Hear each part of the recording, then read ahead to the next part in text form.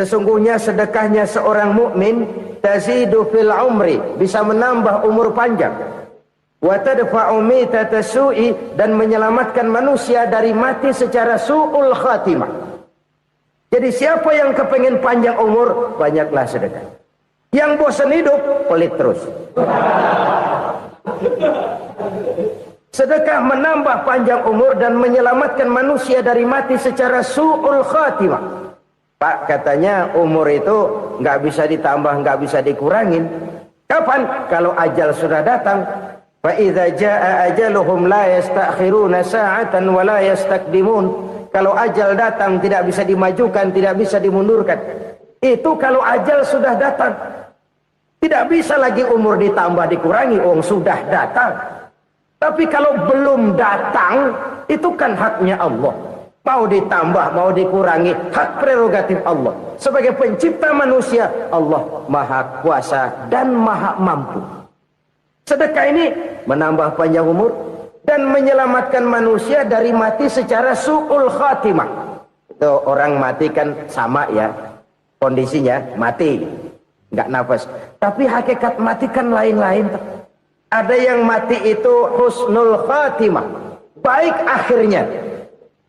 Misalnya lagi ngaji mati, lagi sholat mati, lagi sedekah mati. Ini yang dinamakan dengan husnul khatimah, baik di akhirnya. Sebaliknya ada yang su'ul khatimah, jelek di akhirnya. Ini yang jadi catatan akhir. Lagi nyekek botol, mampus. Lagi banting kartu, modar. Su'ul khatimah, jelek pada akhirnya. Sedekah menyelamatkan manusia dari mati secara su'ul khatimah. Dan kita semua kepengen mendapat husnul khatimah, jauh dari su'ul khatimah. Oleh sebab itu yang bisa menyelamatkan kita dari penyakit itu antara lain adalah sedekah yang disembunyikan. Yang dikerjakan dengan ikhlas karena Allah. Tidak karena kepengen dipuji orang, tidak karena ingin dikatakan orang pemurah, sebab orang dermawan itu orang yang memberi tanpa harus diminta. Kalau masih harus diminta, ya belum dermawan namanya, masih harus diminta. Kalau nggak diminta ya tulus, lolos, polos. Saudara-saudara kaum muslimin rahimakumullah. Harta adalah amanat dan akan kita pertanggungjawabkan. Allah melebihkan rizki sebagian kita dari yang lain agar kita saling tolong menolong, bantu membantu. Nabi janjikan siapa yang meringankan beban saudaranya muslim di dunia, Allah akan meringankan bebannya di akhirat nanti. Sebuah jaminan dari baginda Nabi. Si orang yang kita bantu barangkali tidak bisa membalas, Allah yang akan membalas lewat jalan lain yang tidak pernah kita sangka-sangka. Ada orang tanya, Pak, ini ada orang nyumbang masjid sambil marah-marah, bagaimana? Saya bilang sumbangannya aja ambil, marahnya jangan. Marahnya jangan diambil, itu urusan dia. Saudara-saudara kaum muslimin rahimakumullah. Umat Islam ini kan umat yang punya potensi besar. Kadang kita merenung, kenapa kadang-kadang pembangunan masjid kok lambat sekali? Kalau hotel hari ini peletakan pertama, bulan depan peresmian. Supermarket hari ini peletakan batu pertama, minggu depan peresmian. Tapi kalau sudah yang namanya masjid, kadang-kadang peletakan batu pertama sekaligus jadi batu terakhir. 3 tahun, 4 tahun, campur nebar jalak di jalanan. Duit dijaring kayak ikan sepat. Apa tidak ada orang Islam yang kaya? Banyak. Apa tidak ada pengusaha muslim yang jadi konglomerat? Ada. Lalu yang belum banyak itu yang komit terhadap nilai-nilai agamanya. Akhirnya kita jatuh jadi umat yang lemah. Belum ada pengusaha konglomerat muslim buka pabrik supermi cap beduk misalnya umpamanya atau pabrik kecap cap sorban supaya identitas keislamannya sedikit kelihatan. Kita jatuh jadi umat yang lemah karena potensi tidak terinventarisir dengan baik. Kita ini ibarat kompor yang cuma matengin nasi orang lain. Potensi kita dimanfaatkan oleh orang lain. Ukhuwah Islamiyah kita baru terbatas kepada silaturahmi. Ukhuwah di bidang ekonomi kita lemah, ukhuwah di bidang kebudayaan kita lemah, apalagi ukhuwah di bidang politik kita lebih rapuh lagi. Padahal ukhuwah itu adalah totalitas kehidupan manusia, menyangkut ipolek sosbud, memerlukan nilai-nilai ukhuwah. Jadi oleh karena itu mari kita menyadari di dalam harta kita, walaupun kita yang cari, pergi pagi, pulang sore, peras keringat, banting tulang, di sana ada harta anak yatim. Di sana ada hak masjid. Di sana ada hak pesantren. Di sana ada hak jihad. Berbahagialah seseorang apabila dia oleh Allah dijadikan keran. Keran itu menyimpan air, tapi tidak untuk dirinya, tapi disalurkannya kepada mereka yang memang memerlukannya. Saudara-saudara kaum muslimin rahimakumullah, ini yang pertama. Jadi perbendaharaan surga adalah menyembunyikan sedekah. Orang lain nggak tahu, kita pun nggak pernah ngitung-ngitung. Kita anggap lewat begitu saja, padahal itu deposit akhirat. Satu. Yang kedua, perbendaharaan surga itu apa? Wa kitmanul musibah, menyembunyikan kesulitan. Kadang orang takut menghadapi kesulitan. Tapi makin kita merenung, hidup ini kan sebenarnya urusan. Takut sama urusan, ya jangan hidup. Tandanya orang hidup itu kalau punya urusan.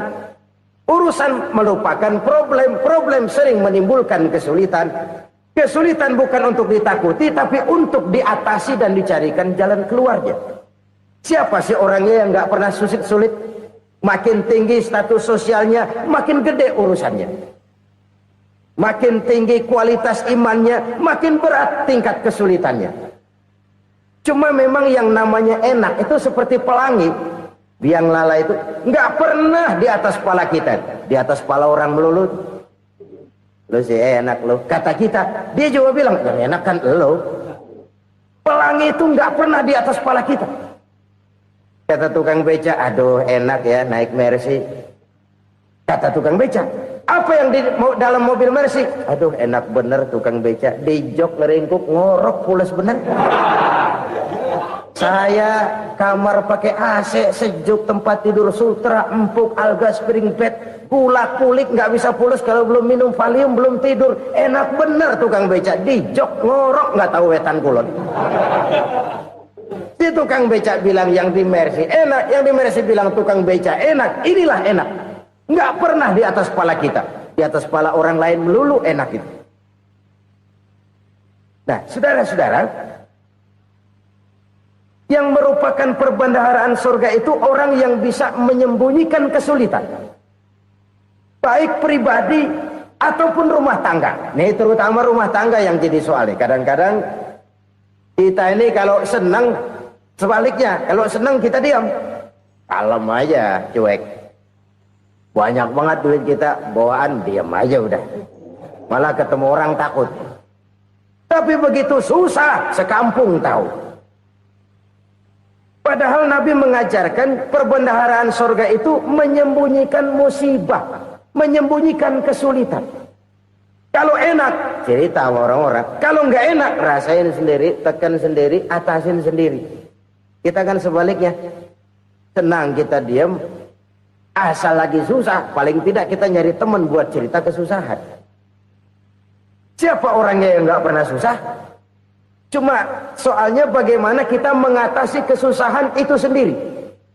Begitu juga misalnya kalau orang sudah berumah tangga, itu orang tuanya harus menjadi tempat dia cerita yang enak-enak saja. Yang nggak enak rasain berdua, selesaikan berdua, atasin berdua. Jangan dibalik. Asal senang diam, giliran susah saja. Maknya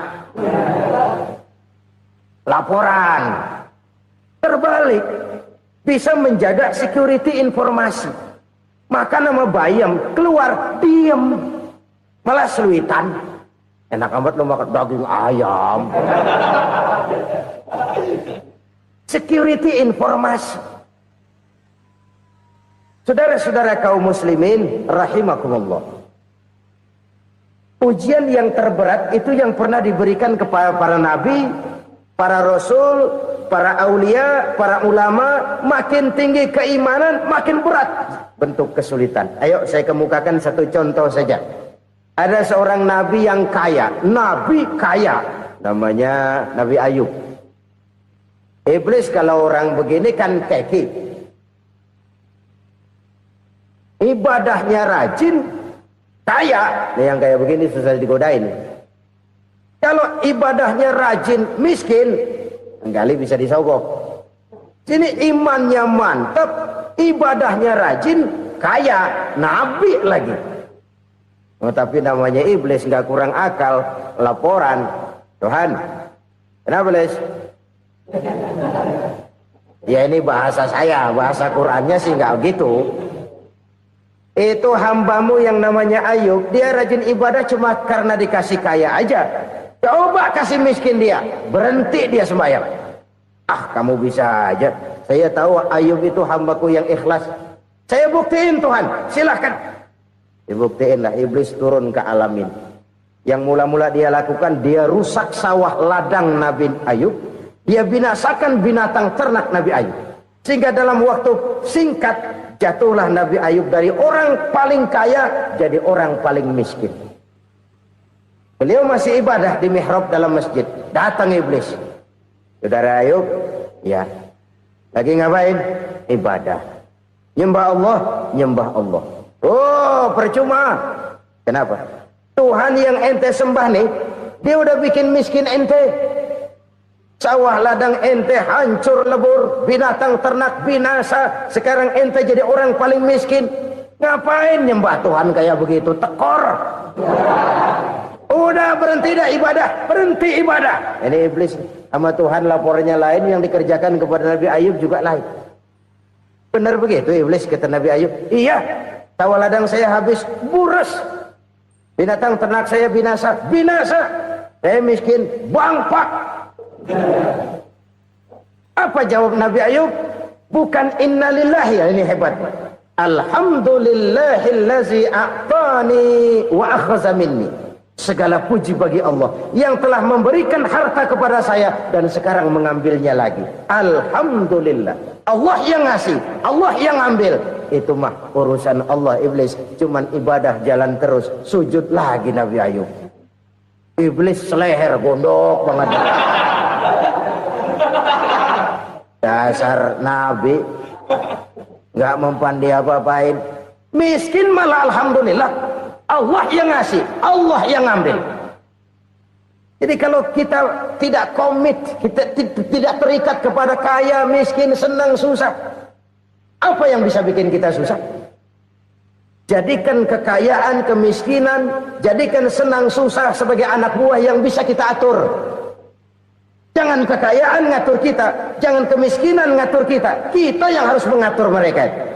Senang, susah, kaya, miskin, bahagia, sengsara, jadikan itu anak buah yang bisa kita atur. Kalau sekarang kita kaya, lain saat boleh jadi kita miskin, semiskin-miskinnya. Allah yang ngasih, Allah yang ambil. Tenaga mana yang bisa menghalangi? Ibadah jalan terus. Iblis makin gondok. Dasar nabi loh. Akhirnya apa? Nabi Ayub dikerjain, diberikan penyakit. Demikian fatal penyakitnya. Bayangin, udah miskin, sakit. Masya Allah. Miskin, sakit. Sakitnya nggak lama, kira-kira 16 tahun. Istrinya 3, 2 mental minta ceraiin. Ngerawatin laki bengek begini. Senang belum tentu, susah udah pasti nih. Cerai aja, cerai dah. Cerai. Tinggal satu Siti Rahmah yang setia menemani beliau. Sesetia-setianya hati perempuan. Satu saat Siti Rahmah bilang, "Bang, iya, abang kan nabi bang. Lalu, namanya nabi kan doanya jarang meleset bang. Maksud kamu minta kenapa sih sama Tuhan biar abang sembuh baik dah bang?" Siti Rahmah, iya. Saya sakit berapa tahun sih dah? 16 tahun bang. Sebelum ini saya sehat berapa tahun? Ya kira-kira 60 tahun bang. Nah coba ente banding-bandingin Rahmat. Saya dikasih sehat 60 tahun, dikasih sakit 16 tahun. Sudah nggak sabar mau doa kepada Allah minta sembuh. Saya malu kepada Allah. Diuji dengan yang luar biasa seperti ini, tidak mengganggu stabilitas kehambaannya. Dia tetap menghamba kepada Allah Subhanahu wa ta'ala. Saudara-saudara kaum muslimin rahimakumullah, kunci menghadapi kesulitan itu apa? Allah jelaskan dalam satu ayat, wa basyiris sabirin alladzina iza asabathum musibah qalu inna lillahi wa inna ilaihi raji'un. Gembirakan orang-orang yang sabar. Siapa mereka itu? Yang apabila mendapat musibah mereka kembali kepada keyakinan dasar, segalanya dari Allah dan segalanya akan kembali kepada Allah. Ini konsepsi dasar dari sikap muslim dalam menghadapi berbagai kesulitan. Segalanya dari Allah, segalanya akan kembali kepada Allah. Kalau ini sudah kondisi dasarnya, maka kita akan lapang menghadapi kenyataan bagaimanapun pahitnya. Apakah itu namanya miskin, apakah itu namanya sakit, bahkan maut sekalipun. Segalanya dari Allah, segalanya akan kembali kepada Allah. Ini sikap hidup, bukan sekedar ucapan. Kita kadang-kadang menjadikannya sebagai ucapan. Mulutnya sehingga berhenti, innalillahi wa inna ilaihi raji'un, tapi nangisnya terus gerung-gerungan. Bukan itu, ini kesadaran moral. Kalau segalanya dari Allah, segalanya kembali kepada Allah, kan sebenarnya cuma nunggu giliran. Hari ini saya nyembayangin dia, entah hari apa saya disembayangin orang. Hari ini saya antar dia ke kubur, entah hari apa orang nganterin saya ke kubur. Hari ini saya tahlilkan dia, entah nanti kapan orang tahlilkan saya. Segalanya dari Allah, segalanya akan kembali juga kepada Allah. Oleh sebab itu saudara-saudara, kesulitan bukan untuk ditakuti. Kesulitan justru untuk diatasi, dicarikan jalan keluarnya. Dan tidak ada orang yang tidak pernah mendapat kesulitan. Tidak ada. Semakin tinggi status sosial, semakin tinggi kualitas keimanan, semakin besar juga tingkat kesulitan. Hanya saja bagaimana cara kita mengatasinya. Dan Al-Quran menyatakan, inna ma'al usri yusra. Di balik kesulitan itu pasti ada kemudahan. Roda itu berputar. Karena itu Rasulullah sallallahu alaihi wasallam mengingatkan kepada kita, ta'arraf ilallahi firraha ya'rifka fisyiddah. Ingatlah kepada Allah di waktu kamu senang, supaya Allah ingat kepada kamu di waktu kamu susah. Kalau waktu senang kita ingat kepada Allah, kita susah, Allah tidak akan meninggalkan kita. Tapi kalau waktu senang kita jauh dari Allah, sujud tidak sempat, dengan masjid jauh, ketika senang kita lupakan Allah. Nanti begitu kita susah, Allah lupakan kita. Dan itu menyakitkan. Oleh karena itu orang-orang tua kita dulu bilang, kalau lagi sehat ingat-ingat lu bakal sakit nanti. Kalau lagi kaya ingat-ingat satu saat kita bakal jatuh miskin. Bahkan kalau lagi muda ingat-ingat kita bakal tua. Dan yang terpenting, kalau lagi hidup ingat-ingat kita bakal mati. Saudara-saudara kaum muslimin rahimakumullah. Jadi yang kedua yang merupakan perbendaharaan surga, menyembunyikan musibah. Saudara-saudara kaum muslimin rahimakumullah. Hal ketiga yang merupakan perbendaharaan surga adalah wasilaturrahmi. Orang yang suka bersilaturahmi. Sebagaimana yang kita maklum bahwa manusia adalah makhluk yang disebut zon politika. Makhluk sosial yang tidak mungkin hidup sendiri-sendiri. Betapa dan siapapun kita memerlukan orang lain. Bodoh betul manusia kalau tinggal di tengah masyarakat tapi tidak mau bermasyarakat. Merasa hebat sendiri, pintar sendiri, gagah sendiri, kaya sendiri. Mungkin kalau mati juga ngubur sendiri. Jangankan kita di sini. Di sorga saja Nabi Adam waktu sendirian bengong melulu, mondar mandir. Allah tegur dam sepi dam. Ya ini kalau bahasa saya. Iya Tuhan sepi ini nggak ada coret-coretan pisan ini. Diciptakan Siti Hawa, baru anteng Nabi Adam. Itu di surga. Cobalah. Umpamanya saudara tinggal di Jakarta nih. Kayak bener. Apaan aja di Jakarta punya saudara dah. Jembatan Semanggi ambil. Monas, Buntel bawa pulang. Hotel-hotel ambil semua. Cuman tinggal di Jakarta sendirian, apa enaknya? Betapa dan siapapun kita perlu orang lain. Tidak ada seorang pun yang bisa memenuhi kebutuhan hidupnya secara sendiri-sendiri. Nah, Islam telah menyelamatkan manusia dari ras diskriminasi. Mengikat manusia dengan persaudaraan yang berlandaskan kepada akidah. Karena itu dianjurkan bersilaturahmi. Bahkan Nabi menyatakan, Man arada ayyubsata lahu fi rizkihi wa yunsa'a fi atharihi falyasil rahimah. Siapa yang kepengen diluaskan rezekinya dan dipanjangkan usianya, banyaklah ia bersilaturahmi. Siapa yang kepengen dimudahkan rezekinya, hendaknya ia banyak bersilaturahmi. Kalau banyak teman, kesulitan kan paling tidak ada tempat cerita. Udah susah, sendirian kita pikirin diri, nggak ada tempat tukar pikiran. Cepet banget sama bengek. Dilawan sendiri. Nah, secara makro kita bisa berkata, tidak mungkin ada kemenangan kalau tidak ada kekuatan. Tidak ada kekuatan kalau tidak ada kesatuan dan persatuan. Tidak mungkin ada kesatuan dan persatuan tanpa semangat silaturahmi. Kalau umat Islam mau menang, dia harus kuat. Kalau umat Islam mau kuat, dia harus bersatu. Kalau umat Islam mau bersatu, dia harus membudayakan silaturahmi ini. Bahkan sampai-sampai kata Nabi, kalau bisa cari nilai tambah. Apa? Silman qata'ak. Bersilaturahmilah kau kepada orang yang marah denganmu. Masya Allah, indahnya ajaran agama kita. Orang yang marah pun kepada kita, kata Nabi, kalau bisa bersilaturahmilah kepadanya, kepada orang yang marah itu. Di situ nilai tambah. Cuman jujur nih hadis, ngucapinnya gampang, ngamalinnya yang berat banget. Orang marah sama kita, kita disuruh silaturahmi, ada apa malu? Lu marah, ada gua marahan lagi, gue pikirin. Saudara-saudara kaum muslimin rahimakumullah. Tapi ini yang diajarkan, bahkan ini yang dicontohkan oleh baginda Rasul.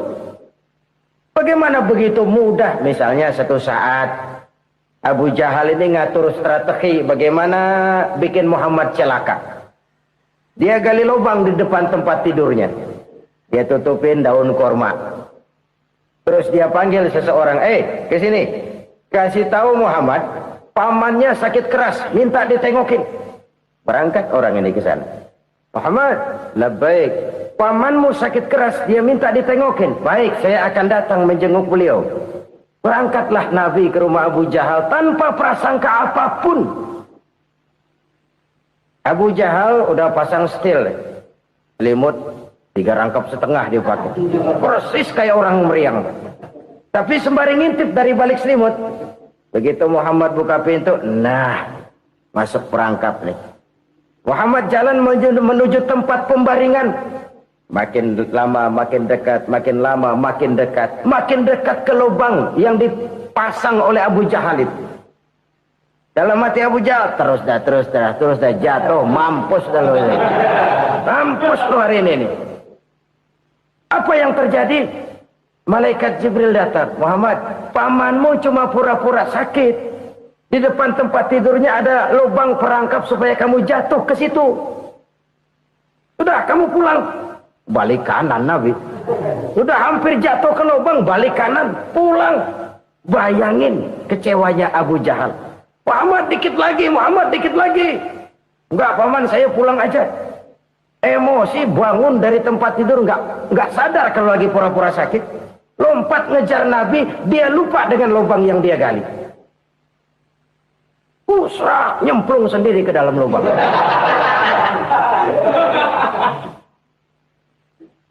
Nabi terus berlalu. Ini terjadi keanehan. Jatuh ke lubang yang dia gali itu sebenarnya nggak terlalu dalam ya. Antara 3-4 meteran lah.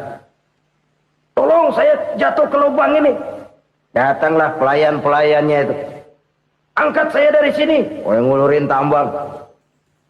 Satu gulung, belum juga nyampe itu tambah. Kurang, beli lagi ke warung.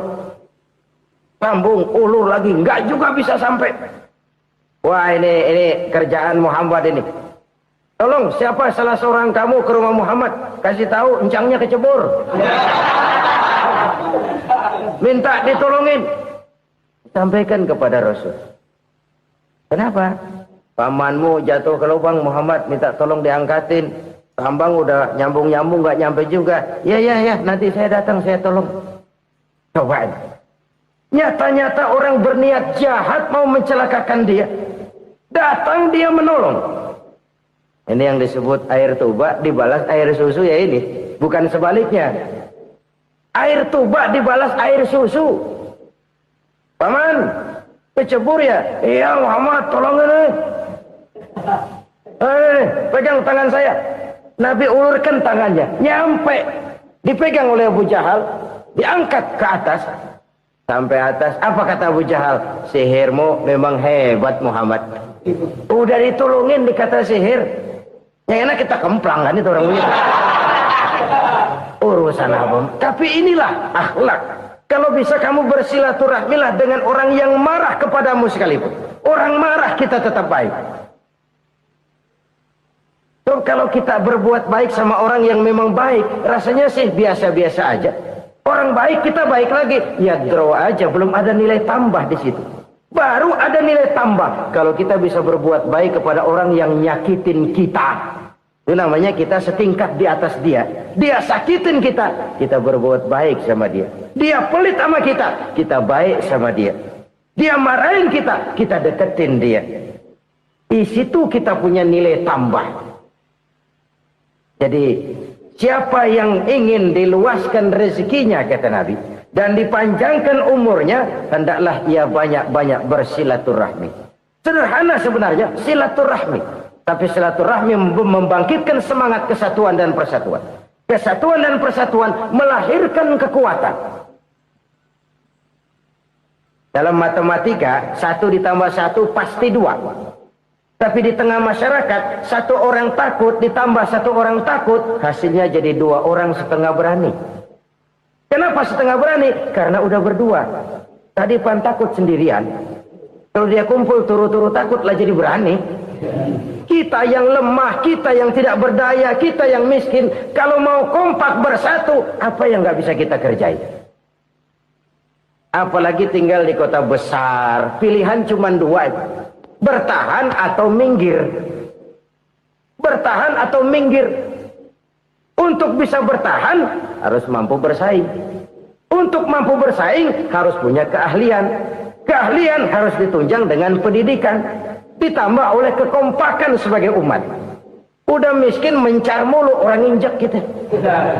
Orang nggak pandang urusan apa yang malu.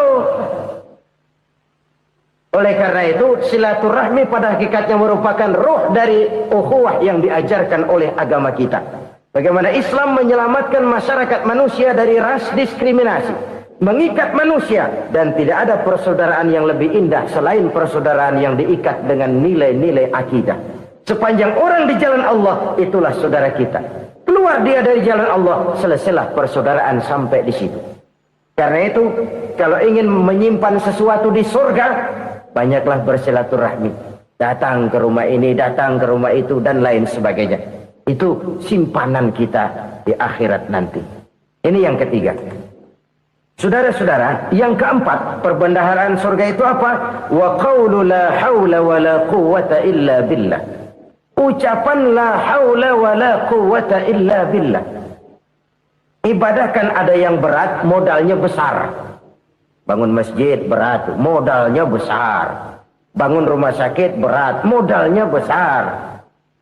Ada ibadah yang berat, tapi modalnya ringan. Misalnya puasa.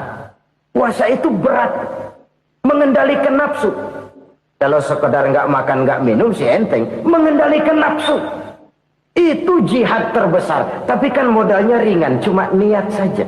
Ini ibadah berat, modalnya ringan. Ada ibadah yang ringan, modalnya juga enteng. Seperti termasuk ucapan la haula wala quwata illa billah. Tanpa sadar, la haula wala quwata illa billah. Nyelengin tuh di surga. Nyelengin, kita nggak terasa. Nyelengin simpenan akhirat. La haula wala quwata illa billah. Nyimpen lagi. Kaget, la haula wala quwata illa billah. Nyimpen lagi. Banyak simpenan. Walaupun sebenarnya yang dimaksud di sini adalah kesadaran batin bahwa tidak ada daya dan kekuatan kecuali Allah. Itu intinya. Kita memulai pekerjaan disunahkan baca bismillah, kan begitu? Apa itu? Kesadaran moral bahwa ini saya bisa kerjakan. Saya kerjakan ini dengan menyebut nama Allah. Kenapa? Kalau Allah tidak memberikan daya dan kekuatan, mana mampu saya kerjakan ini. Maka saya kerjakan ini dengan menyebut nama Allah. Bismillah. Kesadaran moral. Manusia hanya wajib berusaha, tapi nggak pernah wajib berhasil. Banyak hal-hal yang kalau kita renungkan secara rasio, nggak mungkin. Tapi jadi kenyataan. La haula wa la quwata illa billah. Tidak ada daya dan kekuatan kecuali bagi Allah semata-mata. Kesadaran moral akan kelemahan dan keterbatasan makhluk bernama manusia. Kadang kita kagum dengan otak, tapi kita sering lupa sama yang bikin otak.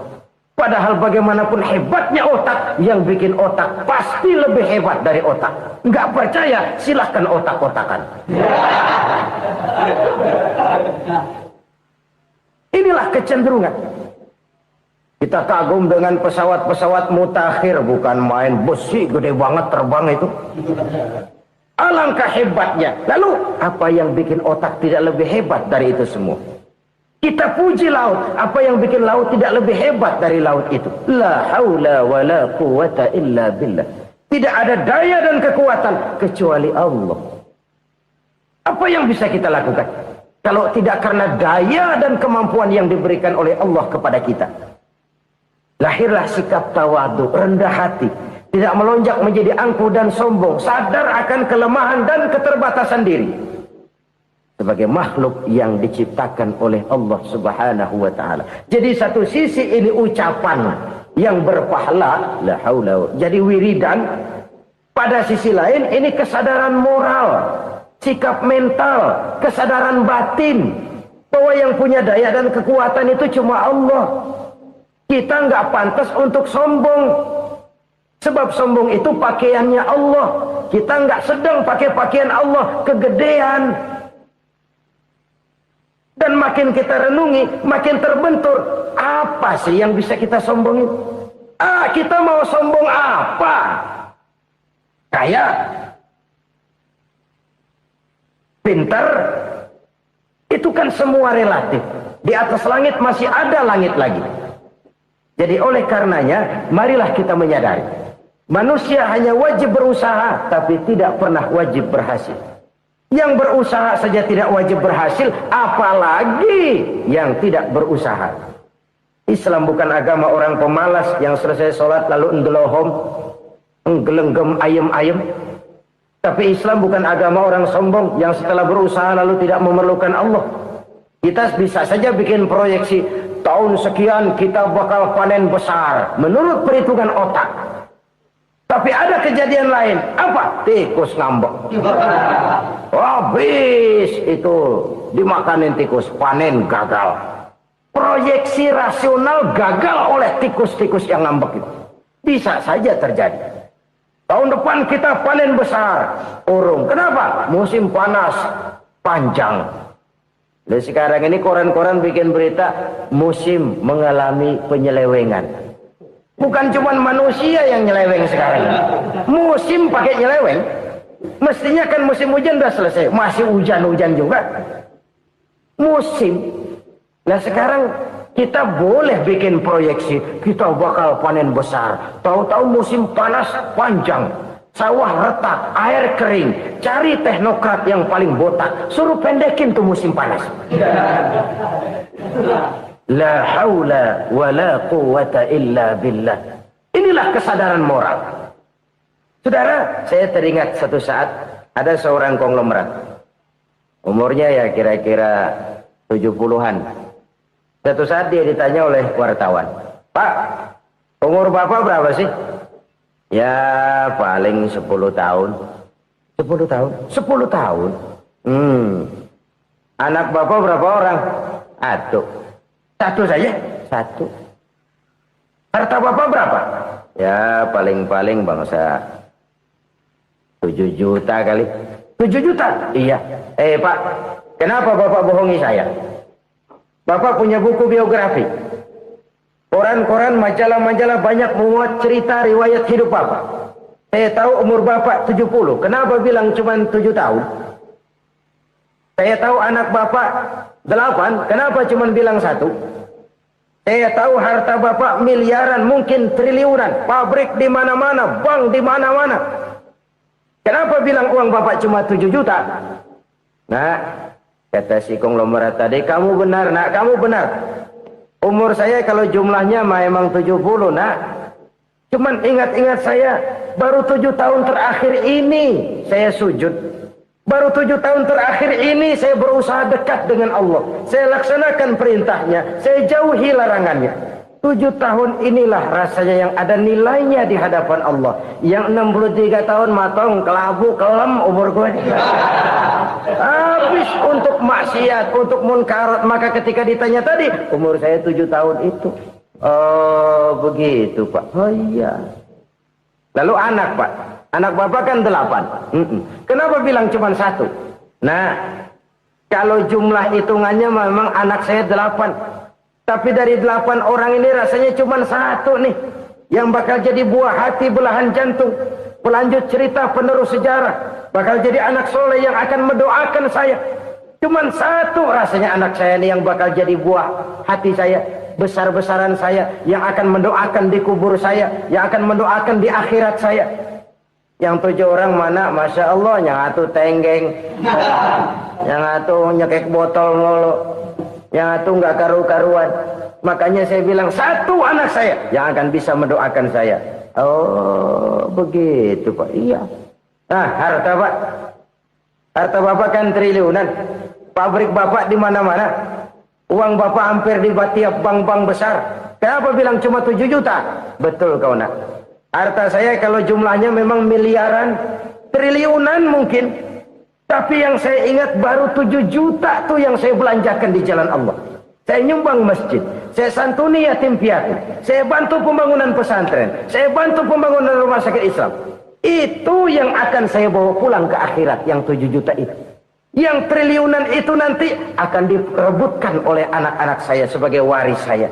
Jadi harta saya 7 juta itu yang bakal nemenin saya di akhirat. Yang akan saya bawa pulang jadi teman saya. Saudara-saudara kaum muslimin, jangan-jangan orang tua itu adalah kita-kita ini. Jangan-jangan kita-kita ini adalah orang tua itu. Jangan-jangan itu potret dari diri kita masing-masing. Dari sekian umur yang diberikan Allah, berapa tahun yang ada nilainya di hadapan Allah.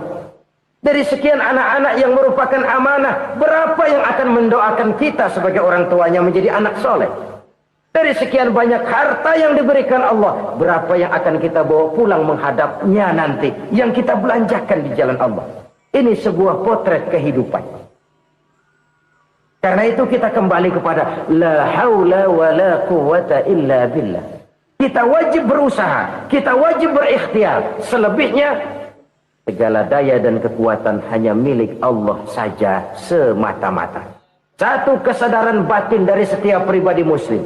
Setelah ia berusaha dan berikhtiar, ia menyerahkannya kepada Allah Subhanahu wa ta'ala. Jadi, satu sisi ini merupakan wiridan ucapan yang mengandung pahala. Pada sisi lain, ini merupakan sikap batin dari seorang muslim di dalam ia menghadapi realitas kehidupan ini. Saudara-saudara kaum muslimin, rahimakumullah. Kalau ini kita jadikan satu basis kehidupan, maka ini akan menyelamatkan manusia dari kemungkinan tergelincir menjadi orang yang lupa diri dan lupa darat. Sebab itu Imamul Ghazali berpesan, jadidis safinah fa innal bahra amiq wa khuziz zad fa inna safara ba'id wa khaffifil hamla fa innal hamla sadid. Perbarui selalu kapalmu karena lautan sangat dalam. Bawa bekal yang banyak karena perjalanan ini sangat jauh. Ringankan beban karena kebanyakan beban akan menyakitkan. Alangkah indah kalimat ini, alangkah dalam makna yang terkandung di sana. Perbarui selalu kapalmu karena lautan sangat dalam. Apa artinya ini? Jaga mentalmu baik-baik. Pelihara imanmu baik-baik karena hidup penuh cobaan seperti lautan. Kita kalau berlayar di lautan kan kadang-kadang tenang, angin bertiup sepoi-sepoi basah. Jika malam datang, bintang gemintang bertabur menghias cakrawala. Rembulan memantulkan sinarnya dengan indah. Dalam keadaan begitu berlayar enak. Tapi lain saat ombak menggunung, halilintar menyambar, angin topan bertiup.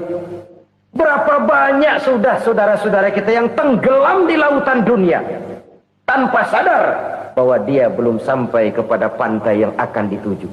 Berapa banyak sudah saudara-saudara kita yang tenggelam di lautan dunia ini tanpa sempat bangkit lagi. Dia menyangka sudah sampai kepada tujuannya. Hati-hati kapal jangan sampai bocor karena lautan sangat dalam. Iman ini jaga baik-baik karena hidup penuh dengan ujian. Wa khuzizat fa inna safara ba'id. Bawa bekal yang banyak karena perjalanan sangat jauh. Saudara mau ke Bandung, bawa duit.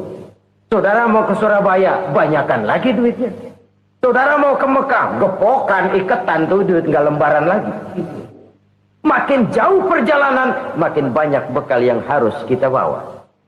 Kalau saudara dari Jakarta mau ke Surabaya, kagak bawa duit berangkat juga, itu sih bukan berani namanya, nekat. Sampai Surabaya belum tentu, sengsara di jalan udah pasti. Kenapa? Nggak bawa bekal berangkat. Sama juga kita nih, misalnya belum sempat sembahyang, mati. Waduh, berani banget orang. Belum punya bekal, mati.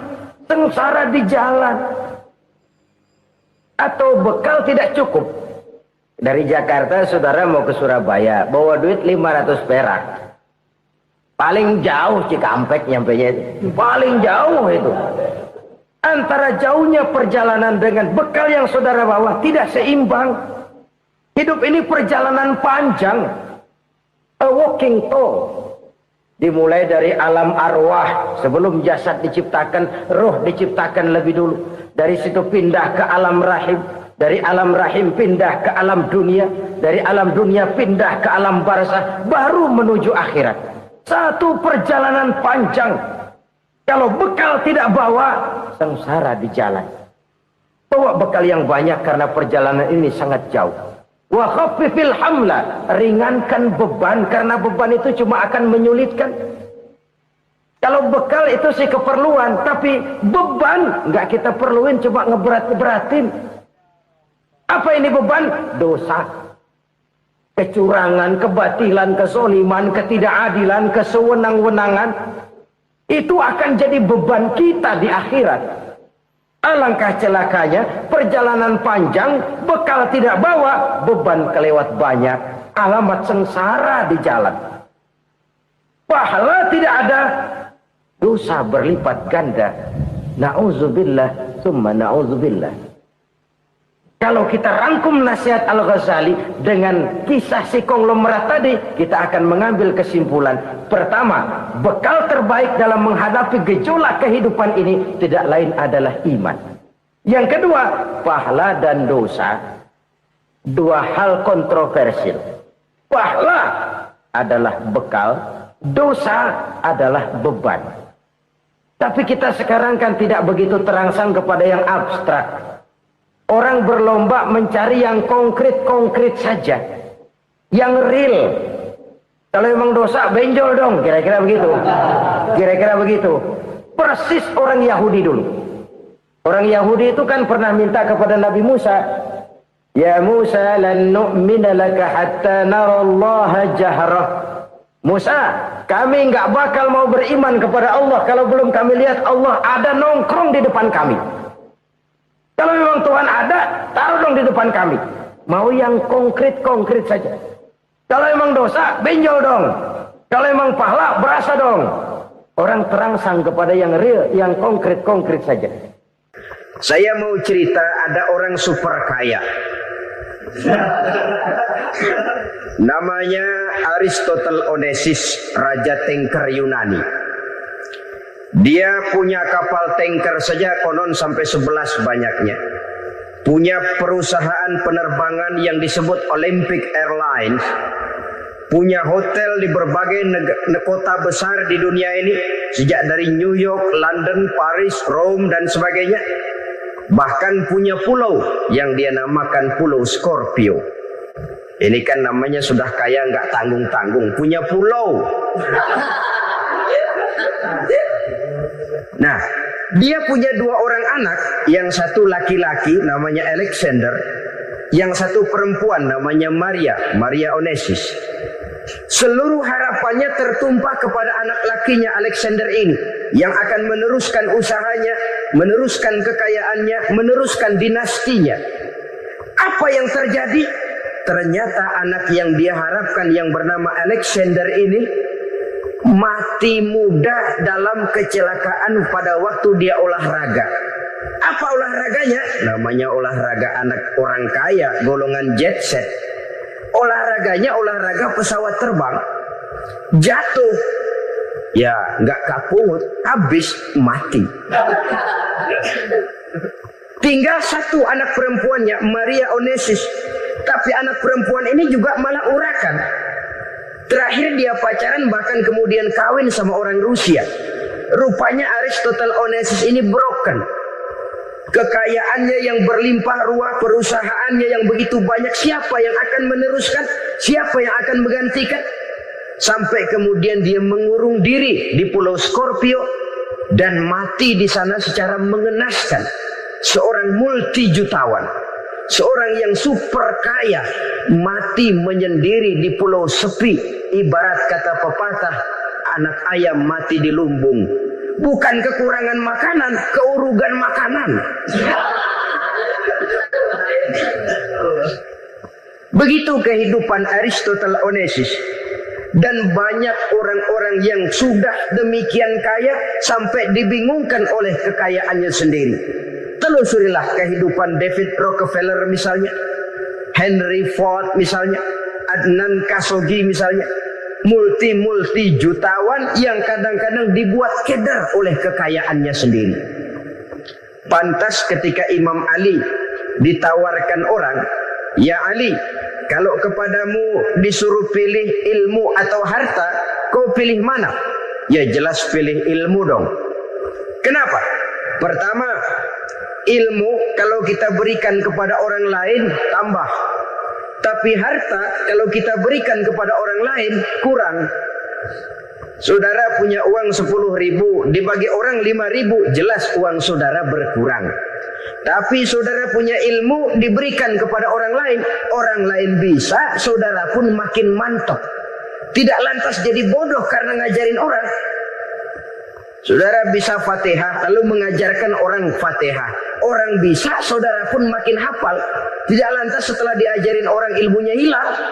Begitu datang dia minta orang, "Tolong ajarin saya Fatihah." Udah habis, nggak ada.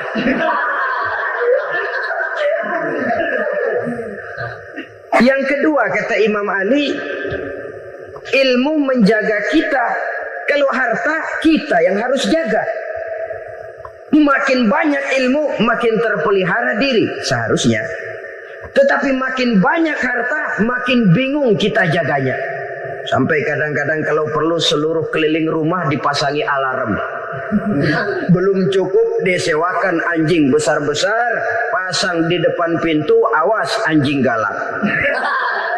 Masih belum cukup juga cari centeng tukang-tukang kepruk jaga rumah.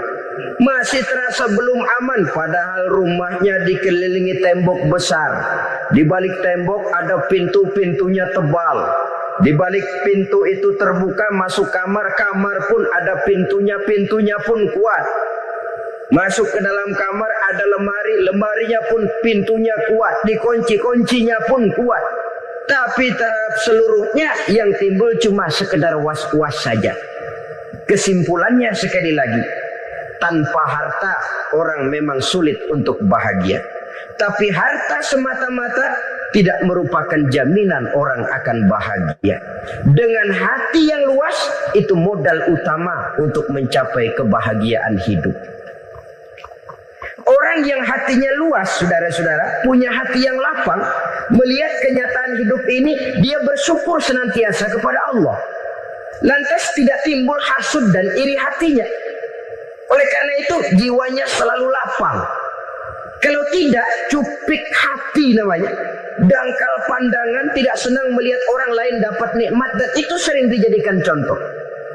Kalau orang yang lapang dada, dia lihat tetangganya beli TV baru, dia berkata, alhamdulillah ya, tetangga kita beli TV, mudah-mudahan kita bisa ikut nonton.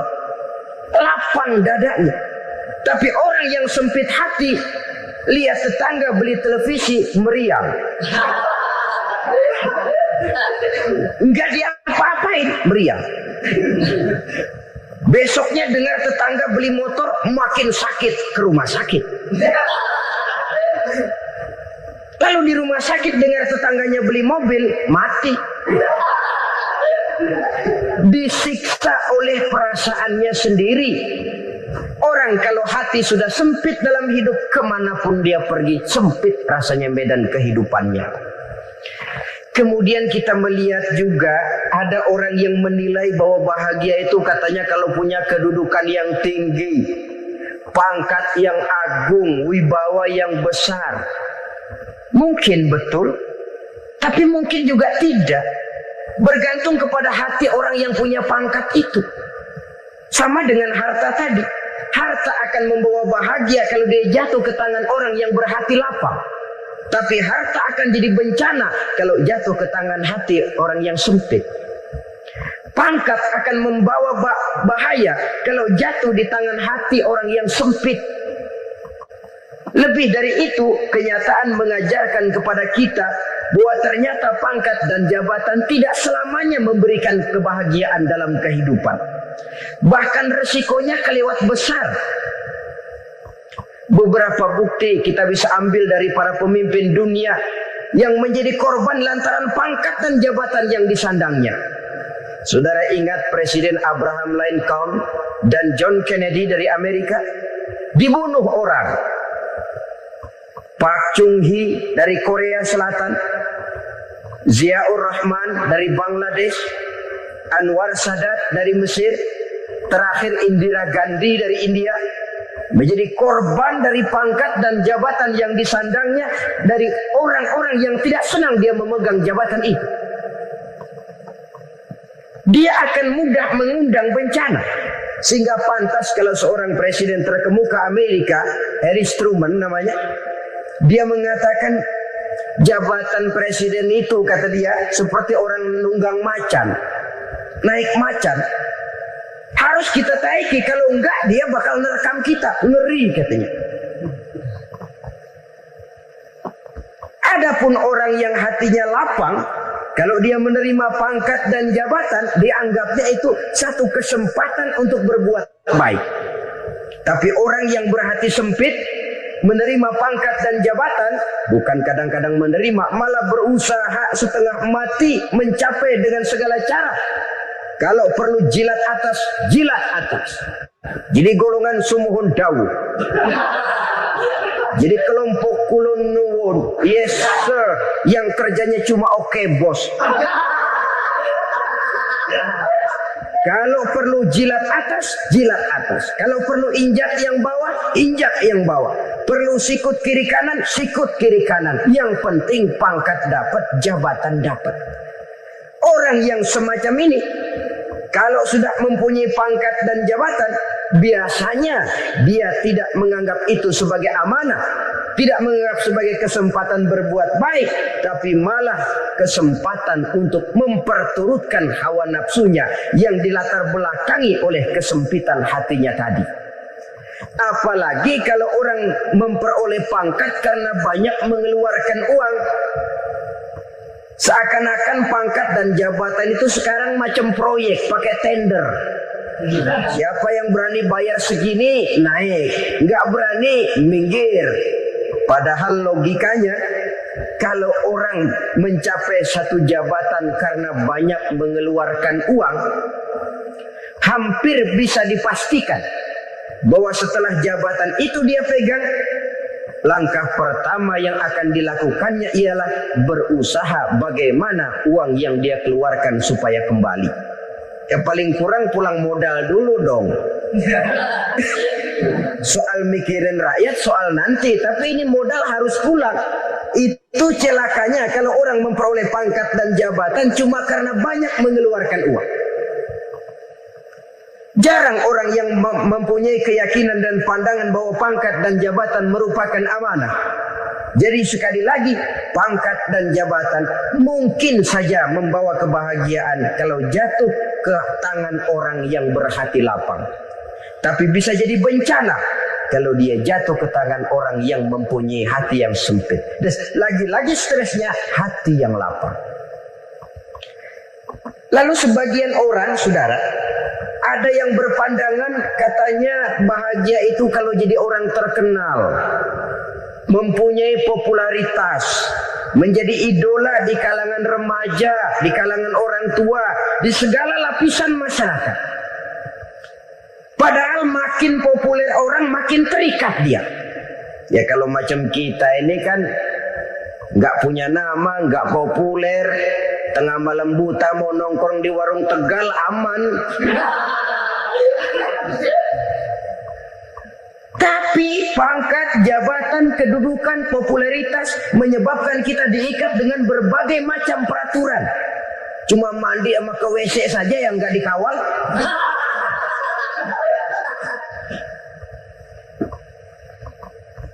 Benarkah popularitas, ketenaran membawa kebahagiaan? Mungkin. Ya, tapi mungkin juga tidak. Kenapa? Banyak orang-orang populer yang mengakhiri hidupnya secara tragis. Kita ambil beberapa nama. Di Amerika tahun 60-an ada bintang seksi paling terkenal yang dijuluki seks bom. Bom seksi. Sampai sekarang jadi legenda, namanya Marilyn Monroe. Singkatan dobelnya itu inisialnya MM, Marilyn Monroe. Terkenal, top, sampai dia mati tahun 62. Namanya sekarang masih saja dibicarakan orang.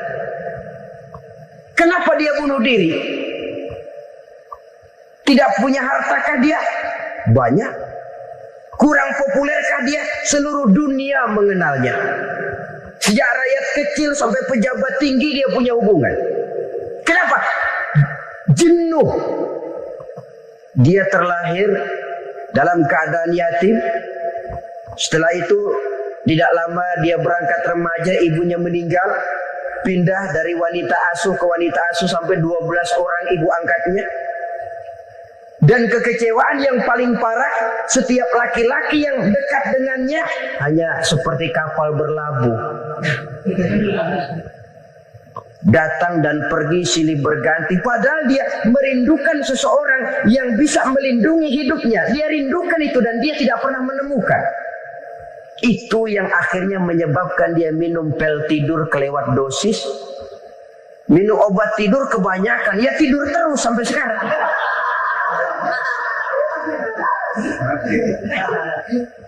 Dia mengakui, saya telah memiliki ketenaran, tapi saya tidak pernah hidup dalam ketenaran itu.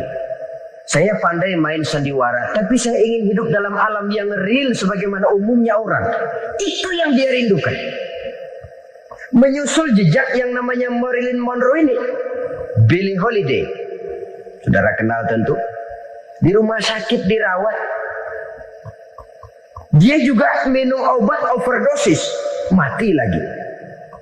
Jimi Hendrix minum obat tidur overdosis kelewat batas, mati lagi. Lalu yang menghanyutkan diri di danau, Janis Joplin dan Brian Jones. Ini orang-orang populer, orang-orang terkemuka yang mengakhiri hidup secara tragis. Bukan karena tidak terkenal, mungkin karena sudah saking terkenalnya. Contoh paling belakangan, Bruce Lee. Wah, ini tukang-tukang keprok tentu kenal siapa dia. Sampai sekarang pun tabir kematiannya masih merupakan misteri.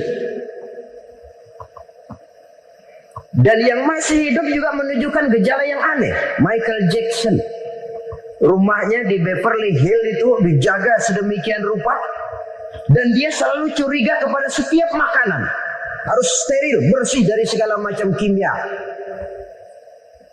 Kemana dia pergi, itu tukang-tukang kepruk sudah selalu menjaga dan mengawal, dan dia seakan takut menunjukkan mukanya yang asli.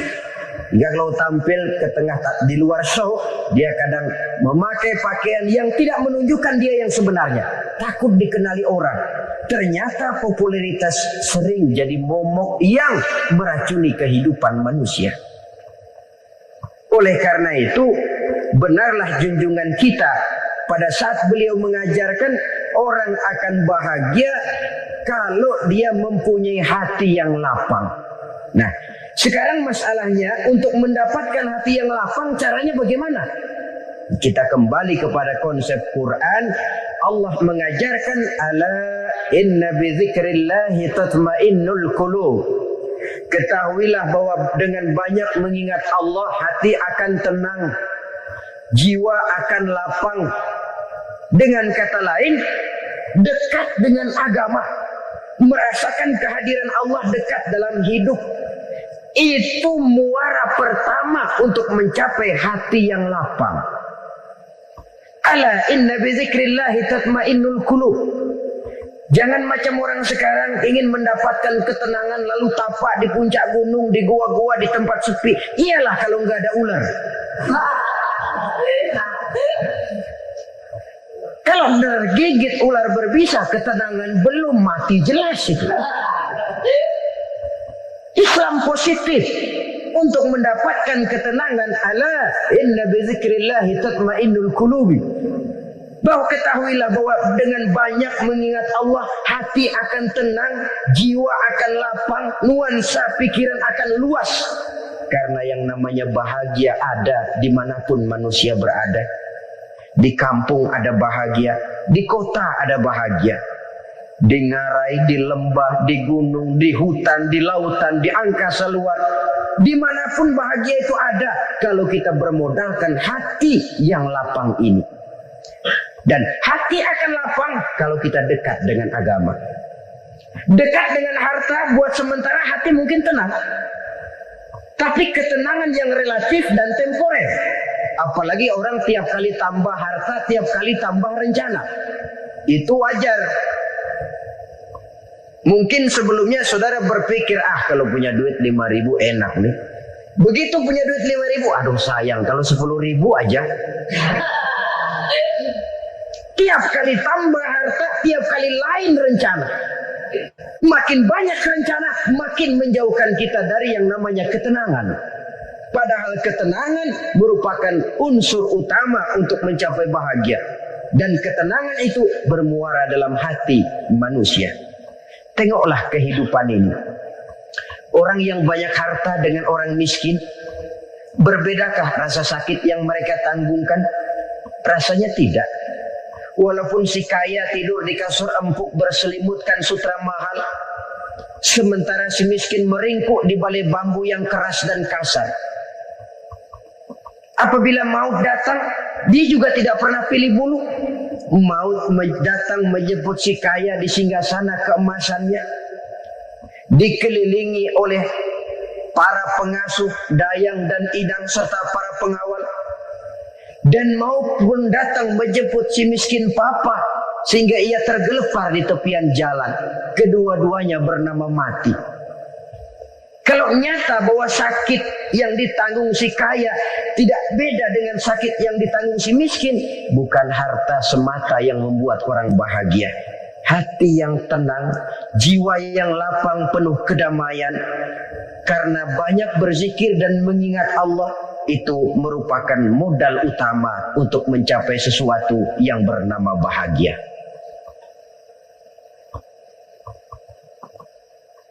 Saudara hadirin yang saya hormati, inilah yang pertama dari 4 ciri yang digambarkan oleh Nabi tentang tanda-tanda orang bahagia. Dan harus berangkat dari yang pertama ini, hati yang lapang. Ini yang harus kita miliki lebih dahulu.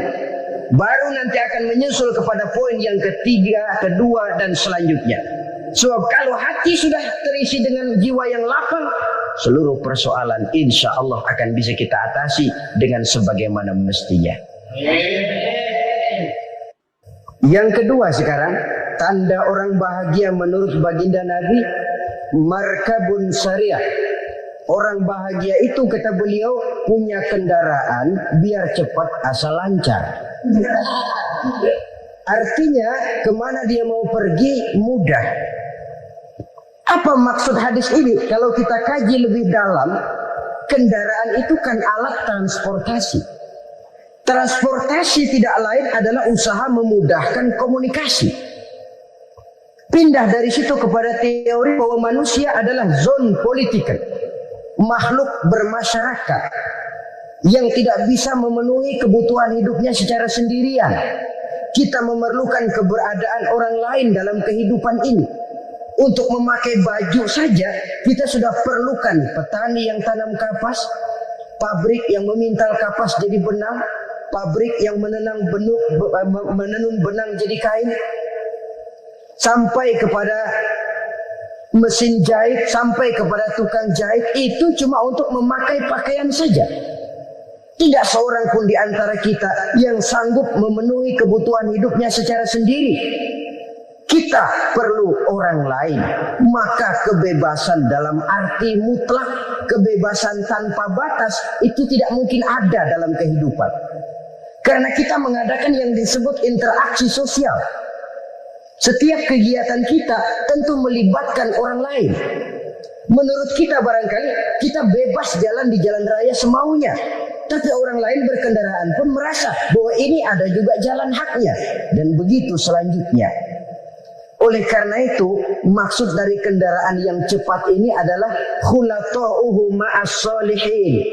Lingkungan pergaulannya terdiri dari orang-orang soleh. Pergaulannya luas. Kemana dia pergi ada temannya. Kesulitannya ada tempat dia cerita. Dan kesulitan kalau sudah diceritakan kepada orang lain, taruh kata orang itu tidak bisa menolong, namun menceritakannya kepada orang yang kita percayai, kan paling kurang sudah mengurangi beban jiwa, mengurangi tanggungan batin, merasa masih ada tempat kita cerita. Maka lebih baik orang awam yang mau bergaul ketimbang orang setengah alim tapi ngunci pintu. Sebab nantinya akan timbul sikap picik, cupik pandangan, dan tidak luas menghadapi kenyataan dalam kehidupan ini. Namun yang harus kita garis bawahi, pergaulan memang mesti luas. Namun jangan sekali-kali lupa bahwa pergaulan sangat besar pengaruhnya dalam ikut membentuk kepribadian manusia.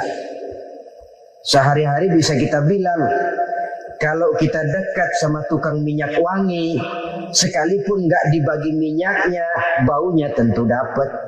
Betul? Tapi dekat sama tukang elas, walaupun nggak kena apinya, asapnya mesti kena. Kalau Syauqi mengatakan lebih jelas lagi, man asyaral asrafa asa musyarrafan wa muasyiral anzali ghairu musyarrafin. Awalam taral jildal hakira muqabbalan bisagri lamma sara jildal mushaf. Siapa yang bergaul dengan orang mulia, dia bakal ikut menjadi mulia. Tapi siapa yang berteman dengan orang hina, dia tidak bakal ikut menjadi mulia. Tidakkah kau lihat, kata Syauqi, kulit kambing yang hina pun dicium orang ketika menjadi kantong Quran. Kulit kambing hina, kalau dia sendirian gak ada yang mau cium. Tapi begitu dia bergaul dengan Quran, menjadi kantong Quran, dipakein minyak wangi, ditaruh di tempat yang tinggi, mau diambil dicium dulu, dibawa dengan penuh hormat dan hati-hati. Kulit kambing yang hina lantaran berteman dengan Quran, numpang mujur. Tapi coba lihat kalau kulit kambing berteman dengan kayu, jadi beduk, habis. Zohor dikemplang, asar dipukul. Itu pun sedikit saja, cuma salah milih teman. Yang temannya Quran dihormati orang, yang temannya kayu lantaran jadi beduk, gelap-gelap subuh orang udah kemplangi.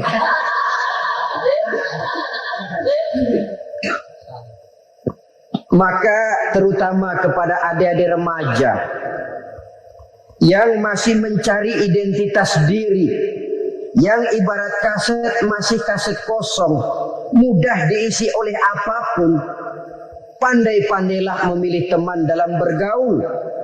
Karena banyak orang yang tadinya baik-baik, ketika terseret dalam pergaulan dengan orang yang tidak baik, kebaikannya menjadi lentur dan luntur. Tapi berapa banyak bajingan-bajingan tengik, orang-orang yang berlumur noda dan dosa, tiap hari melakukan maksiat, namun bergaul dengan orang yang baik-baik, pada akhirnya sedikit demi sedikit beringsut dan berangsur dia terbiasa mengikuti kebaikan-kebaikan. Saya tekankan ini kepada remaja karena mereka masih mencari identitas diri. Apa yang mereka lihat mereka mau, apa yang mereka dengar mereka ingin tahu. Coba lihat kehidupan remaja. Pulang nonton film Rambo, pengen jadi Rambo, gagah, maunya belekai melulu. Pulang nonton film Superman, pengen bisa terbang. Pulang nonton India, nyanyi melulu. Wajar, mereka masih mencari identitas diri. Saya ini sebenarnya siapa? Lingkungan, pergaulan akan membentuk itu. Karena itu pandai-pandailah bergaul karena ia sangat besar pengaruhnya dalam ikut membentuk kepribadian manusia. Apalagi sifat yang jelek lebih cepat menularnya ketimbang sifat yang baik. Sifat yang baik, watak yang soleh itu lambat sekali untuk menular. Tapi yang tidak baik, kan prosesnya mah kalau remaja biasanya mula-mula dengar. Karena dengar lalu pengen tahu. Karena pengen tahu lalu ngeliatin. Begitu ngeliatin kan pengen nyobain. Setelah nyobain ketagihan. Nah, ini prosesnya. Yang namanya ganja, morfin, narkotik awalnya kan begitu. Mula-mula dengar katanya kalau sudah fly to the sky, sudah melayang ke langit katanya. Disitulah puncak kebahagiaan. Mulanya cuma dengar. Karena dengar pengen tahu. Karena pengen tahu lalu melihat kumpul sama orang yang suka ngeganja. Setelah melihat, nah pengen ngerasain. Begitu ngerasain enak juga, ketagihan. Kalau sudah ketagihan jadi penyakit kronis, bisa merembet kepada yang lain. Iya kalau orang tuanya mampu untuk beli morfin, beli ganja. Kalau tidak kan pikirannya ngayap. Jemuran siapa ya gue sahabat? Timbullah perbuatan-perbuatan negatif yang bermula dari salah pergaulan.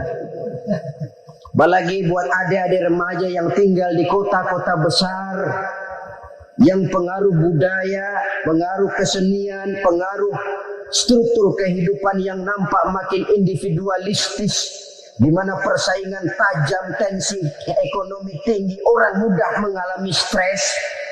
Pandai-pandailah dalam bergaul sekali lagi karena ia sangat besar pengaruhnya dalam ikut membentuk kepribadian manusia. Orang bahagia punya kendaraan yang cepat, artinya punya pergaulan yang luas dan lingkungan pergaulannya terdiri dari orang-orang yang soleh. Kemana dia pergi ada teman, kesulitannya ada tempat dia cerita. Tapi kalau sudah menyendiri, hidup sendiri, kesulitan dipikiri sendiri, bisa mati belum waktunya. Tidak ada tempat berbagi rasa, tidak ada tempat bercerita, tidak ada tempat mengurangi beban dalam kehidupan. Pantas betul kalau Islam sangat menggalakkan dan menganjurkan orang kalau sudah sampai waktunya itu untuk melangsungkan nikah. Kata Nabi, ya ma'syarus syabab man istata'a minkumul ba'at falyatazawwaj. Hai para pemuda, kalau sudah mampu memberi nafkah, kawinlah, nikahlah kamu. Kenapa? Sudah ada teman hidup, tempat berbagi rasa. Kesulitan kalau ada tempat cerita akan lebih ringan ketimbang kita telan sendiri, walaupun bobot kesulitannya sama beratnya. Saudara-saudara kaum muslimin, rahimakumullah. Inilah ciri yang kedua, punya kendaraan biar cepat asal lancar. Kemana kita mau pergi gampang. Dengan kata lain, setelah hati yang luas, pergaulan yang luas. Dua. Yang ketiga sekarang, tanda orang bahagia itu menurut Nabi, misbahun mudhi'un, punya lampu yang terang. Oh, itu enggak problem. Sekarang sudah zamannya listrik masuk desa, Pak. Lampu sudah terang semua. Betul, kalau itu yang dimaksud. Tapi tidak cuma itu. Karena lampu yang dimaksud di sini, lampu yang akan menerangi seluruh perjalanan hidup. Dan perjalanan hidup itu sudah dimulai sejak kita terlahir ke alam ini sampai masuk ke alam barzakh, kumpul di padang mahsyar sampai ke akhirat. Lampu yang menerangi itu yang diperlukan. Kalau lampu, katakanlah yang paling top sekarang kan lampu jenis Mercury. Taruhlah itu di rumah kita, dia cuma menerangi rumah kita. Menerangi hati pun tidak sanggup. Bila kita masuk ke alam barzakh, alam kubur, sanggupkah si Mercury yang begitu terang menerangi alam barzakh kita? Tidak sanggup lagi. Sanggupkah lampu yang ratusan watt, bahkan puluhan ribu watt menerangi kehidupan di padang mahsyar? Tidak akan sanggup lagi. Kalau demikian yang dimaksud lampu yang terang di sini apa? Tidak lain amal soleh, kebajikan yang kita lakukan dalam hidup. Itu yang akan jadi lampu penerang. Di dunia nama kita akan terang. Jasad kita boleh hancur terkubur tanah, tapi nama kita akan dikenang orang. Begitulah kalau orang meninggalkan kebajikan dalam hidup seperti sekarang. Ribuan orang tiap saat berziarah ke kubur Imam Syafi'i, ke kubur Imam Malik, ke kubur Imam Ghazali, ke kubur orang yang baik-baik, orang yang soleh-soleh. Kebajikannya yang ditinggalkan, yang mengukir namanya dengan tinta emas. Sehingga saudara sudah terbaring di alam kubur, orang lewat, Allah ini kuburannya Fulan bin Fulan dulu, ini kebaikannya Masya Allah, saya ikut merasakan. Mari kita mampir sebentar, kita Fatihah. Mohon disampaikan Allah pahalanya kepada almarhum. Al-Fatihah. Itu kalau orang baik-baik. Lalu saudara tanya, Pak, orang mati dikirimin Fatihah apa nyampe pahalanya? Saya jawab, kalau saudara nggak percaya, mati dulu dah. Nanti saya Fatihain, tungguin di sana. Umpama nggak sampai, balik lagi kemari. Sekarang ini kan maunya otak-otakan saja. Kalau nggak masuk otak, nggak percaya. Padahal alam gaib itu nggak bisa diotak-otakin. Sama saja dengan saudara pernah dengar cerita kapal Tampu Mas tenggelam kan? Pernah nggak? Di mana? Nah, di laut Masalembo. Begitu ke Tampu Mas tenggelam, ratusan penumpang itu terjun ke laut, dipermainkan gelombang, berjuang menghadapi maut itu. Orang lagi timbul tenggelam di lautan, dihantam ombak, kita tengokin pakai helikopter. Pak, lagi timbul tenggelam ya? Iya, tolongin.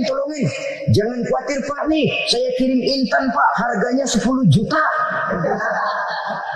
Kira-kira orang yang timbul tenggelam di laut seneng nggak?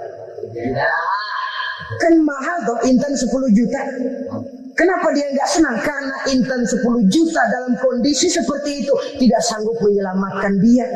Dia akan girang kalau dikirimin ban mobil bekas, dikirimin papan terentang atau bambu.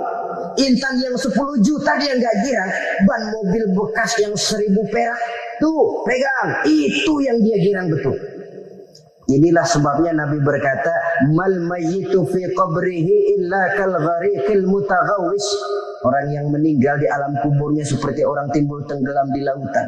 Yantaziru da'watan min ahli, menunggu doa dari keluarganya yang masih hidup. Duh, bapak saya sudah meninggal, saya sayang benar sama dia. Kirimin kulkas ke kuburannya. Itu sama saja dengan tadi orang tenggelam di lautan dikirimi intan yang harganya 10 juta, tidak sampai. Begitulah kalau kebajikan yang kita tinggalkan dalam hidup, sudah mati pun kubur kita masih diziarahi orang. Tapi kalau jahat yang kita tinggalkan, boro-boro lah orang mau doa lewat dekat kuburan kita juga seram. Tuh bajingan no, dulu mati dipendem di situ tuh. Jangan lewat situ, ntar kesurupan, jangan. Lewat saja orang ngeri. Konon lagi membacakan Fatihah dan mengirimkan doa. Hidup pada hakikatnya adalah kesempatan untuk berbuat baik. Maka sekali kesempatan itu diberikan, manfaatkan dengan sebaiknya. Sebab kesempatan kedua tidak akan pernah ada.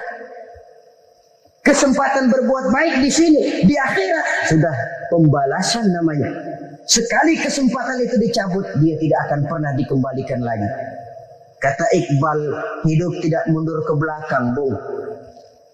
Berhenti diinjak orang, mundur hancur. Tidak ada kata mundur dalam hidup ini.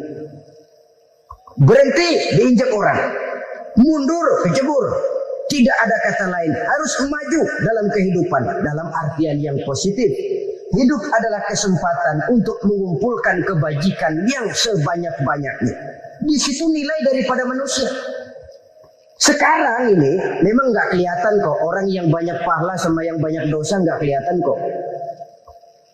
Barangkali kalau habis bikin dosa palanya pada benjol, mungkin orang takut sama dosa. Tapi sekarang sama saja, orang yang banyak dosa dengan yang nggak banyak dosa jalan bareng dari belakang, sama, nggak kelihatan beda. Tapi ada waktunya di mana pahala memegang peranan, di mana dosa diperlihatkan. Sama saja kalau kita bawa mobil siang, lampu kan nggak begitu berfungsi. Apa lalu bilang, alah ini lampu berat-beratin, copot-copotin aja dah. Tidak perlu begitu. Kenapa? Pada suatu saat malam senja akan datang. Bila matahari terbenam, senja pun datang, gelap mulai merayap, disitulah baru terasa perlunya lampu. Pahala begitu. Sekarang orang yang nggak ada pahalanya nggak kelihatan dalam kehidupan. Tapi pada suatu saat senja kehidupan akan datang. Ajal merenggut nyawa, malam merayap, dan hidup mulai diliputi kegelapan di alam barzakh. Dikala itu kalau nggak punya lampu, alangkah malangnya kita. Sebab amal yang baik, kata Nabi, di alam barzakh itu akan diciptakan menjadi perempuan yang cantik menemani kita. Amal yang jahat akan menjadi orang yang paling jelek nemenin kita. Udah di tempat gelap yang nemenin jelek. Kaum muslimin rahimakumullah. Simpanan sorga ada 4 macam. Yang pertama, ikhfa'us sadaqah, menyembunyikan sedekah. Saudara-saudara kaum muslimin, sebagaimana yang kita maklum bahwa Allah Subhanahu wa taala melebihkan sebagian rezeki dari kita terhadap yang lain. Ada yang kaya, ada yang setengah kaya, ada yang miskin, ada yang setengah miskin, dan selanjutnya. Ada yang gajinya kecil tapi penghasilannya gede. Ada yang penghasilannya gede tapi nggak punya gaji. Ada juga yang memang gajinya gede dan penghasilannya gede. Kelebihan rezeki merupakan sunnatullah dan tidak harus membuat kita merasa lebih dari yang lain. Bahkan sebaliknya, kelebihan itu harus membuat kita ringan tangan untuk menolong mereka yang memang memerlukan pertolongan. Kalau saudara diberikan ilmu, maka pertanyaan akhirat cuma satu: ilmumu kau amalkan untuk apa? Kalau saudara diberikan umur yang panjang, pengadilan akhirat juga bertanya satu: umurmu kau habiskan di mana? Tapi kalau saudara diberikan harta, pengadilan akhirat akan bertanya dua: hartamu kau dapat dari mana? Kau belanjakan kemana? Dari mananya ditanya, dan kemananya juga ditanya. Oleh karena kita akan dimintakan pertanggungan jawab, maka amanah yang bernama harta ini harus kita gunakan dengan sebaik-baiknya. Ada penggunaan yang merupakan kewajiban, itu zakat namanya. Ada penggunaan yang sewaktu-waktu, itu infak namanya. Ada yang lebih sewaktu-waktu lagi, dan itu sedekah namanya. Zakat dia terikat oleh haul dan nisab, oleh putaran batas waktu dan ukuran dari harta itu sendiri. Sedangkan infak terikat oleh situasi dan kondisi perekonomian seseorang. Sedangkan sedekah tidak terikat dengan apapun. Dalam kondisi seperti apapun kita bisa melakukan sedekah dengan yang terkecil sekalipun. Sampai-sampai Rasulullah sallallahu alaihi wasallam mengajarkan, la tahqiranna minal ma'rufi syai'an walau an talqa akhaka biwajhin talik. Atau ada hadis, tabassumuka fi wajhi akhika laka sedekah. Senyumanmu kepada temanmu adalah sedekah. Jadi untuk melakukan sedekah tidak harus dalam berbentuk uang. Dengan ilmu kita bisa sedekah, dengan tenaga kita bisa bersedekah, dengan pikiran kita bisa bersedekah, bahkan senyum kepada teman itu pun sedekah. Jadi kalau sedekah dengan uang memang belum punya uang, nyengir aja banyakin. Itu asal pada tempatnya, jangan lalu ketemu tiang listrik cengengesan. Tentu tidak pada tempatnya dan tidak wajar. Nah, sedekah yang paling dicintai Allah adalah sedekah yang disembunyikan. Artinya jauh dari sifat riya. Kan kadang-kadang ada orang sedekah itu disebutkan namanya. Apa tidak bagus? Kalau memang niatnya ikhlas, ya bagus-bagus saja. Untuk memberikan sugesti kepada yang lain. Si Fulan bin Fulan nyumbang sekian, diumumkan. Boleh kalau niatnya untuk memberikan rangsangan kepada yang lain supaya dia menyumbang lebih besar dari orang tadi. Tapi kalau itu mendatangkan riya, maka sedekah yang paling dicintai Allah adalah sedekah yang disembunyikan. Tangan kiri saja tidak tahu apa yang diberikan oleh tangan kanan. Sedekah yang dilakukan dengan ikhlas akan merupakan perbendaharaan surga, tersembunyi dari pandangan orang lain, tidak seorang pun tahu. Karena memang sikap yang baik adalah melupakan kebaikan dan mengingat kesalahan. Itu salah satu ciri orang bahagia. Orang yang selalu mengingat kesalahannya dan berusaha melupakan segala kebaikannya. Kalau dia akan berada kebaikan, dia tidak bisa ikut, dia merasa rugi karena dia merasa belum pernah berbuat baik. Tapi kalau akan melakukan kesalahan baru, dia ingat kesalahan yang sudah-sudah, sehingga terhalang baginya untuk melakukan satu kesalahan baru.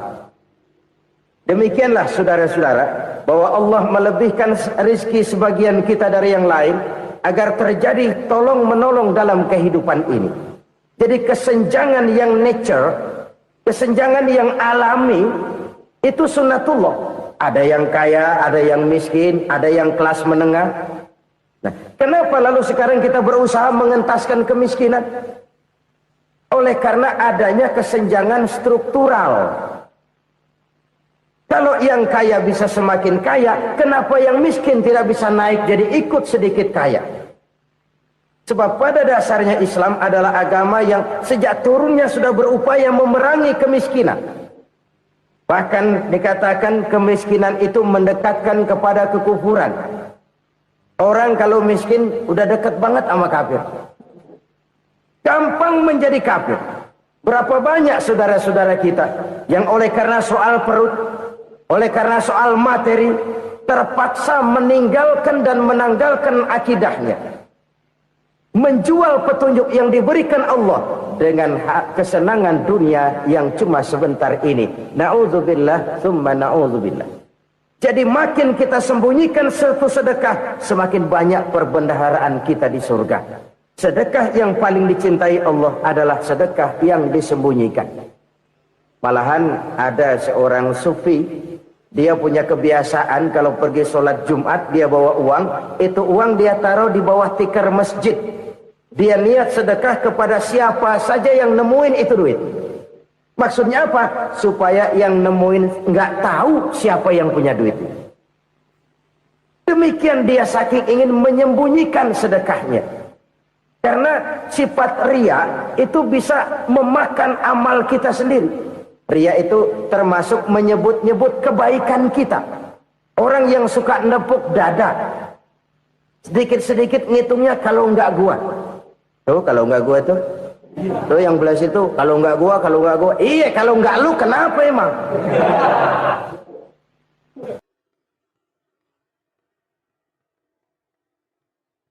Tolong menolong dalam kehidupan ini. Jadi kesenjangan yang nature, kesenjangan yang alami itu sunnatullah. Ada yang kaya, ada yang miskin, ada yang kelas menengah. Nah, kenapa lalu sekarang kita berusaha mengentaskan kemiskinan? Oleh karena adanya kesenjangan struktural. Kalau yang kaya bisa semakin kaya, kenapa yang miskin tidak bisa naik jadi ikut sedikit kaya? Sebab pada dasarnya Islam adalah agama yang sejak turunnya sudah berupaya memerangi kemiskinan. Bahkan dikatakan kemiskinan itu mendekatkan kepada kekufuran. Orang kalau miskin udah dekat banget sama kafir.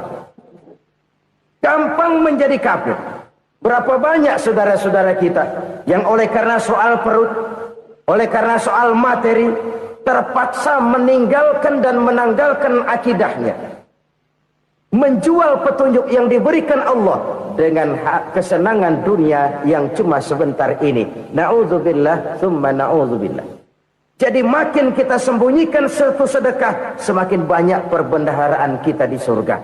Sedekah yang paling dicintai Allah adalah sedekah yang disembunyikan. Malahan ada seorang sufi, dia punya kebiasaan kalau pergi sholat Jumat dia bawa uang, itu uang dia taruh di bawah tikar masjid. Dia niat sedekah kepada siapa saja yang nemuin itu duit. Maksudnya apa? Supaya yang nemuin nggak tahu siapa yang punya duit.